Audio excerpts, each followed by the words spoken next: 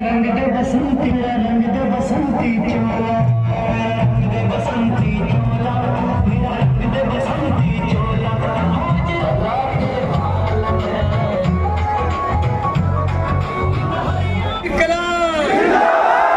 ये धरती इनकलाब वाली है भाई साहब, ऐतिहासिक नगरिया में है, इस मिट्टी में इनकलाब है। ये आपके जवाब से पता चलता है। इनकलाब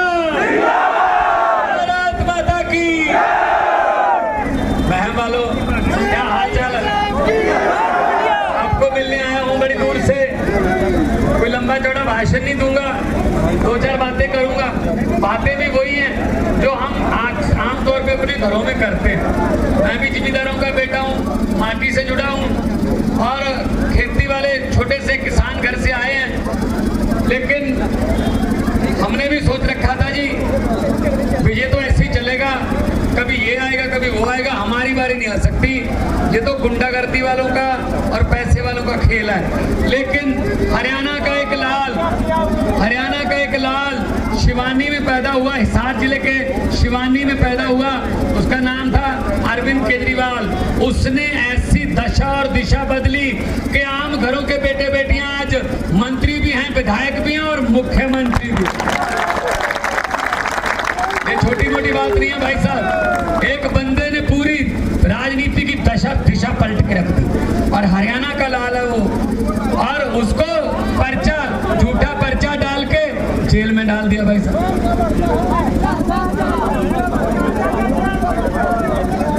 हाँ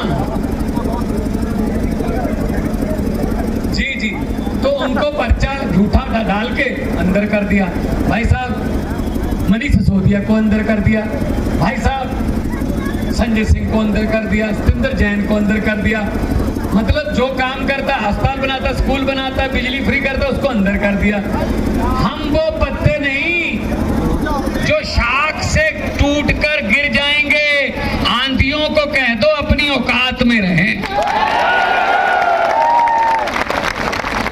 तो दोस्तों, आज आपके पास आया हूं ये कहने के लिए, यहां से बरवाला, बरवाला से टोहाना, टोहाना से जाखल या फिर मूनक पंजाब आ गया, यहाँ इधर दिल्ली आ गई। तो आप दिल्ली फोन करके पूछ लो, चाहे तो पंजाब फोन करके पूछ लो, बिजली का बिल 90% घरों को जीरो आता है भाई साहब, दोनों जगह। कारण क्या है इसका कारण क्या है? सच्ची नीयत वाली सरकारें हैं यहाँ पर, सच्ची नीयत वाली।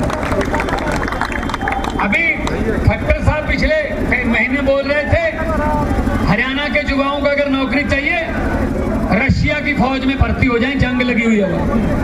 शर्म नहीं आती इनको? हमारे युवाओं को कह रहे हैं कि रशिया की फौज में भर्ती हो जाओ। अपने बच्चों को भेज के देखो कहीं जंग में। इस काम के लिए हमारे बच्चे रखे हुए इन्होंने। रशिया की फौज में चले जाओ, यहाँ नौकरी नहीं दे सकते। नौकरियां यहाँ हैं अगर नीयत साफ हो। 2.5 साल हो गए भाई साहब, आज 21 तारीख होगी, 16 पिछली जो अभी गुजरी है, 16 सितंबर को पंजाब में सरकार बने हुए 2.5 साल हो गए। 2.5 साल में ये आपका बेटा, ये आपका भतीजा, ये आपका छोटा बड़ा भाई 45,000 सरकारी नौकरी देके आपके सामने खड़ा है। सब कुछ हो सकता अगर नीयत साफ हो। और एक भी बंदे से पूछ लेना, फोन कर लेना भाई साहब, आपकी रिश्तेदारी होगी, दोस्त मित्र होंगे, रिश्वत देनी पड़ी, चाहे एक एमएलए की सिफारिश लगानी पड़ी, मैं इस्तीफा दे दूंगा भाई साहब अगर ऐसा कोई। ये काम करने के लिए थोड़ी आए भाई साहब। पैसे कमाने होते तो मैं तो बहुत फेमस कलाकार था, आप देखते रहते हो टीवी में मुझे। मैं पैसे कमाने होते मैं उधर से बहुत कमा लेता, बॉम्बे से बहुत कमा लेता। अरविंद केजरीवाल इनकम टैक्स का कमिश्नर था, उनकी पत्नी भी इनकम टैक्स की कमिश्नर थी। वो चाहते तो वो भी थैले भर भर के नोटों के कमा लेते। लेकिन भाई साहब कुछ देश के लिए भी करना होता है ना, हर बात पैसे के लिए नहीं होती, कुछ लोगों के लिए भी होता है। ऐसा चाहते शहीद भगत सिंह जैसे वीर, करतार सिंह सराभा जैसे, लाला लाजपत राय जैसे, राजगुरु सुखदेव जैसे, चंद्रशेखर आजाद जैसे, अशफाक उल्लाह खान जैसे, अगर वो भी सोच लेते कि हमने भी पैसे कमाने हैं तो भाई साहब यहाँ अंग्रेज होते हैं, हम आजाद नहीं होते। उन्होंने देश के लिए कुर्बानी दी है, देश के लिए। क्या पाया फिर हमने कुर्बानी?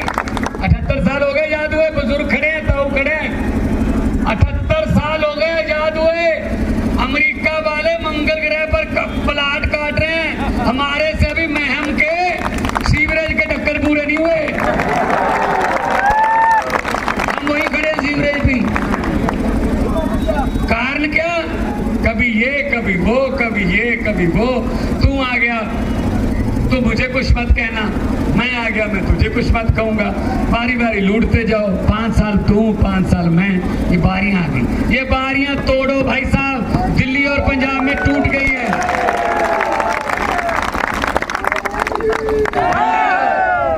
दिल्ली और पंजाब में ये बारियां टूट गई हैं।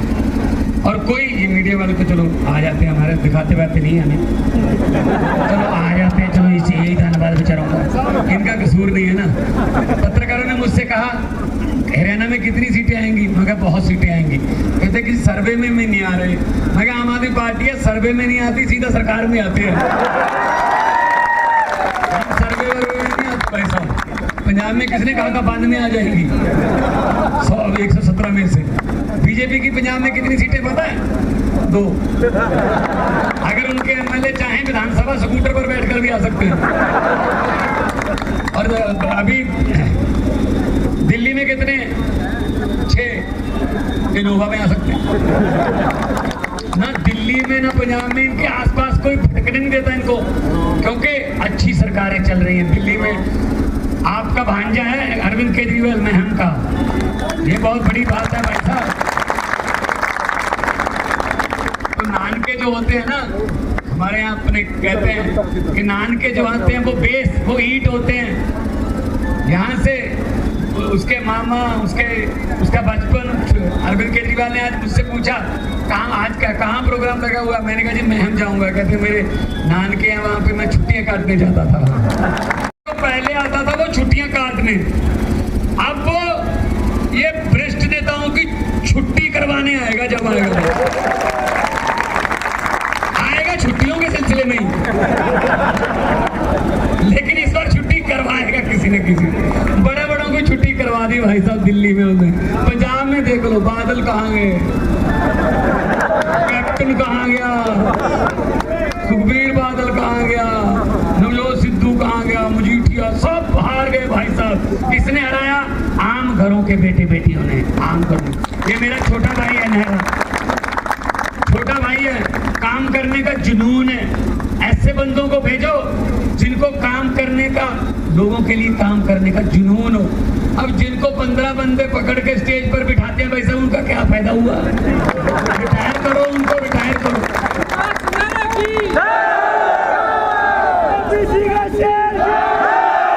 और सबसे बड़ी बात है कुदरत है।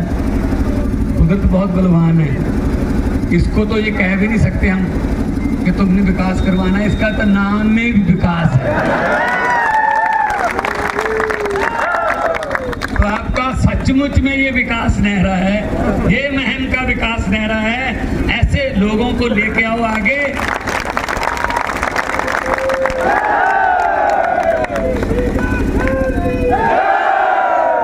ऐसा करते हैं जिस तरीके से भड़ास, बहुत 70 सालों की भड़ास है ये निकाल। मैं ऐसा करता हूँ 10-15 सेकंड आपको दे देता हूँ, चीखे मारनी, चीखे मारनी, जो मर्जी।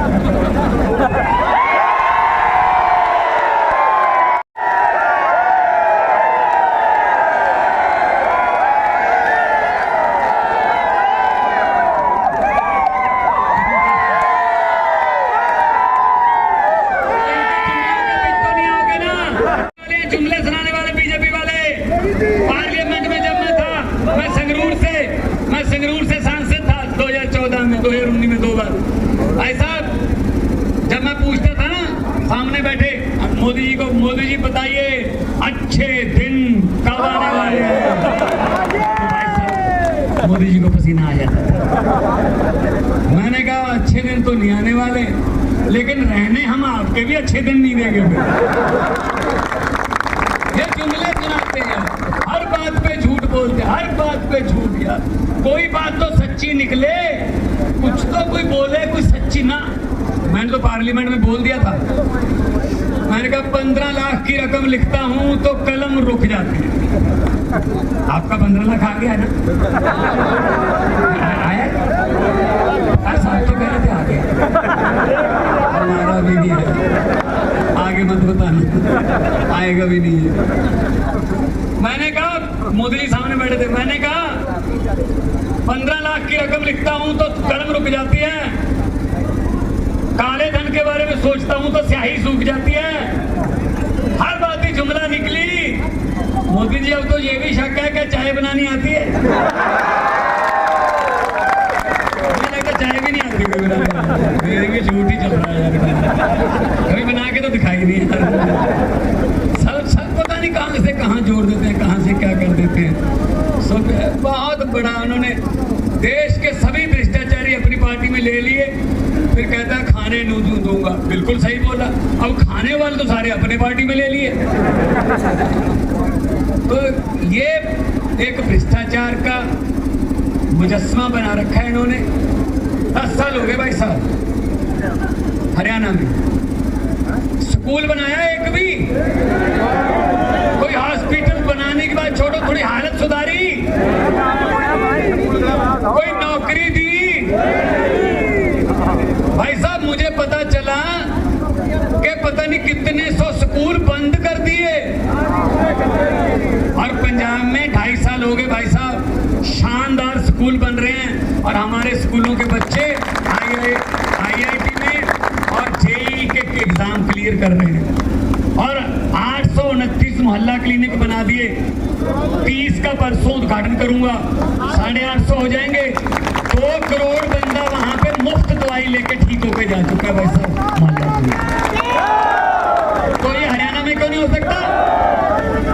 तो हरियाणा में गांव क्लिनिक और मोहल्ला क्लिनिक क्यों नहीं हो सकते? हो सकते हैं, नीयत सच्ची वाली सरकार चाहिए, बस सब कुछ हो सकता है। हमने क्या किया? हमने कोई घाटा नहीं कि कोई सरकार के ऊपर कर्जा हो गया। भाई साहब हमने लीकेज बंद कर दी। जो भ्रष्टाचारी पहले खा जाते थे उनके छापे मार मार के उनके घरों से पैसे निकाले। हमने एक मंत्री के घर पे रेड मारी, जो कांग्रेस की सरकार जो पिछली थी उसमें इंडस्ट्री का मंत्री था। भाई साहब शाम को काम करके 10 की किरत कमाई खाने वाले लोग हैं, हम देशभक्त लोग हैं। मैं आपको बताना चाहता हूँ क्या मिला उसके घर से। करोड़ों रुपए तो मिलने ही थे, रिश्वतखोर था, भ्रष्टाचारी था। करोड़ों रुपए तो मिले, आलीशान घर था, सोने की टूटियां लगी हुई थी बाथरूमों में, पंखे के पर भी सोने चांदी के थे। चलो कोई ना सर, एक चीज ऐसी मिली, मेरा बहुत दिल दुखा। मुझे याद आया कि भगत सिंह क्या जवाब दें आपको, अब आपकी आत्मा भी तड़पती होगी। उस बंदे के घर से दो नोट गिनने वाली मशीनें मिली। भाई साहब मुझे ये बता दो, आपके घर पे नोट गिनने वाली मशीन है? भाई नोट ही नहीं है तो मशीन क्या करोगे? ये तो बैंक में होती है। तो घर में क्या कर रही थी? इसका मतलब इतने पैसे हर रोज लेके आता था कि उसके परिवार वालों ने भी कह दिया कि हमसे नहीं गिने जाते, मशीन मंगवा लो। हाँ ये हालत। अब कहाँ रहता है? 6x6 के कमरे में, जेल में। और जितने मर्जी इकट्ठे कर लो पैसे, हीरे मोती। महम वालों बता देना कि भगवंत मान आया था, ये बोल के गया है। इन भ्रष्टाचारियों को मैं कहना चाहता हूँ जो लूट रहे हैं गरीबों को, खून चूस रहे हैं गरीबों का, हक मार रहे हैं गरीबों के, उनको मैं कहना चाहता हूँ जितने मर्जी इकट्ठे कर लो पैसे, हीरे मोती, मगर ख्याल इतना रहे कफन पे जेब नहीं होती, सब कुछ यही पे।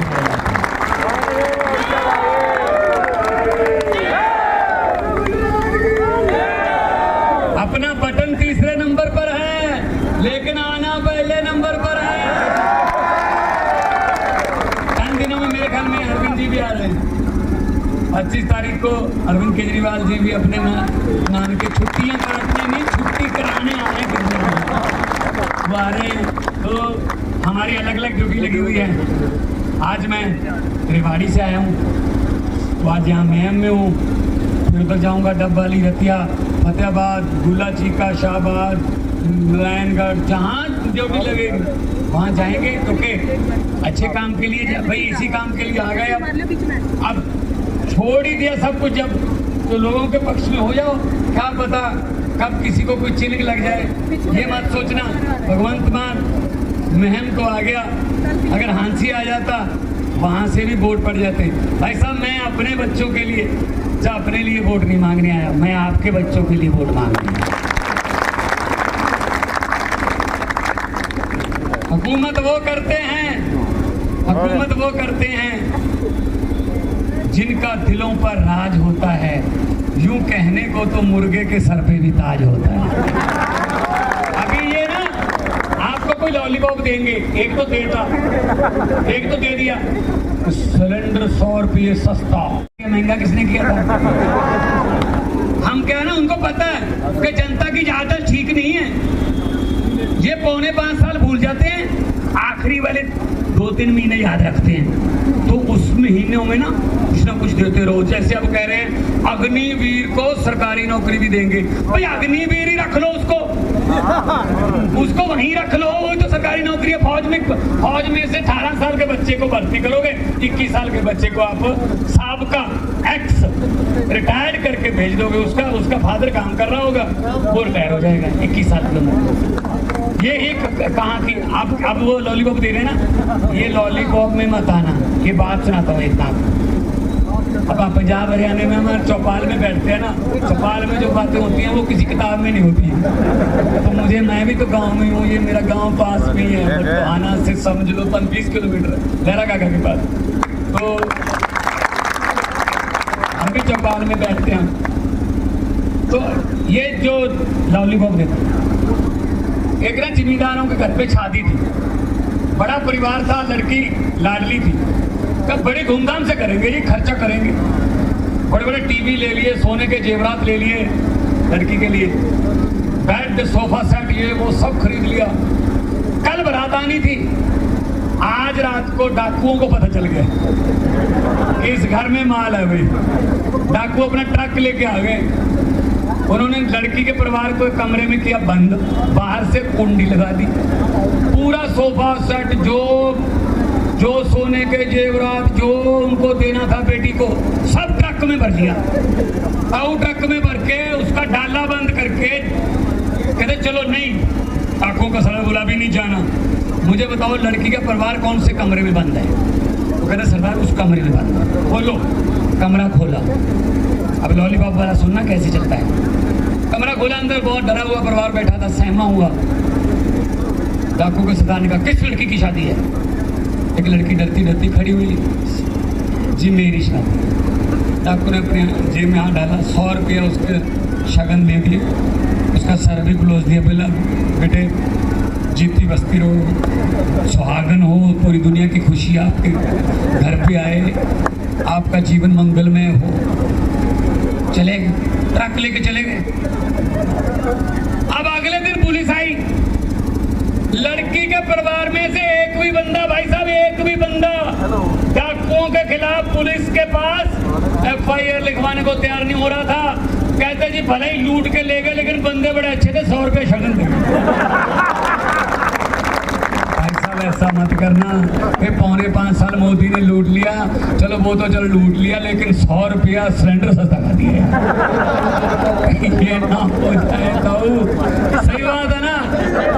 गाँव वाले है ना, सीधी बात करते हैं ना, दिल से, सीधी दिल से करते हैं, हमें वो लिखने वाली बातें नहीं आती, तो हमको तो सीधी आती हैं और सीधी दिल से करते भी सीधी दिल से हैं। इसीलिए मैं कह रहा हूँ कि इनको हटाओ।